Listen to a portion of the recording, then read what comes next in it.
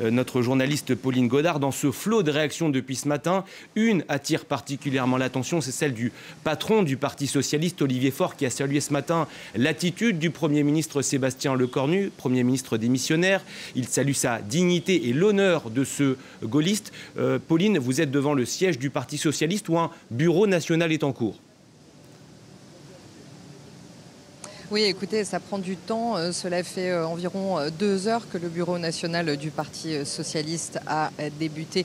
Juste derrière moi, je ne sais pas si vous voyez, les lumières sont toujours allumées. Il y a eu quelques va-et-vient. On sait que Olivier Faure est ici, le premier secrétaire du Parti socialiste. Il y a également Pierre Jouet, qui est un des porte-parole du Parti socialiste, et Ravovic. Et on a vu également Emmanuel Grégoire, qui est candidat PS à la mairie de Paris. Il est reparti il y a quelques minutes. Alors, il est vrai que ce bureau national, il était prévu, et c'est ce qu'on a appris à la base ce soir, et il a été avancé à plus tôt dans la journée en raison bien sûr de l'annonce de la démission du Premier ministre ce matin, Sébastien Lecornu. Alors le Parti socialiste doit désormais revoir sa stratégie depuis cette annonce ce matin.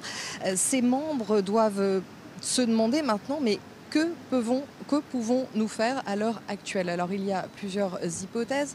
Certains se demandent s'ils vont encore une fois plaider pour que soit mise à la tête du gouvernement un Premier ministre socialiste, comme il le réclame depuis déjà plusieurs mois, car selon plusieurs personnes, l'hypothèse d'une dissolution de l'Assemblée nationale leur ferait craindre une victoire de l'extrême droite, et ça, ils ne le veulent surtout pas. Pour eux, avant une dissolution, il faut d'abord essayer un Premier ministre socialiste. Et puis vous le rappeliez, Olivier Faure a salué ce matin cette décision du Premier ministre Sébastien Lecornu, le dernier gaulliste du pays qui a su démissionner avec dignité et avec honneur. On sait également que ce soir, Olivier Faure sera l'invité du 20h de TF1.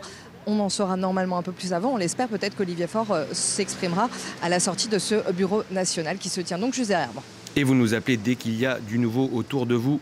Pauline, Flore, on ne l'a pas encore dit, mais la France insoumise a essayé aujourd'hui d'unifier, de réunifier cette gauche, sauf qu'il y a eu une fin de non-recevoir opposée par Marine Tondelier et les Verts. Exactement, la patronne des écologistes qui, donc les Insoumis ont dit réunion de toute la gauche à 16h, sauf que Marine Tondelier a coupé court à ce projet. Elle a estimé que cette réunion n'aurait pas lieu car le PS et les écologistes n'iront pas.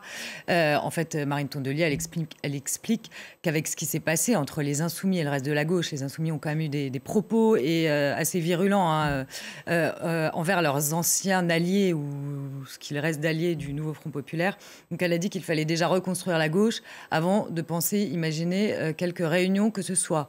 C'est vrai que Mélenchon, on voit, il a pris de court tout le monde, il a annoncé une réunion, il a voulu se montrer comme un rassembleur, sauf que c'est vrai que là-dessus, ça n'a pas marché. Il a voulu reprendre le lead, Jean-Luc Mélenchon, ce qu'il avait fait d'ailleurs au moment de la NUP ou du nouveau Front populaire. Les Insoumis avaient un poids dans cette union de la gauche, sauf que là, ça ne se passera pas comme ça.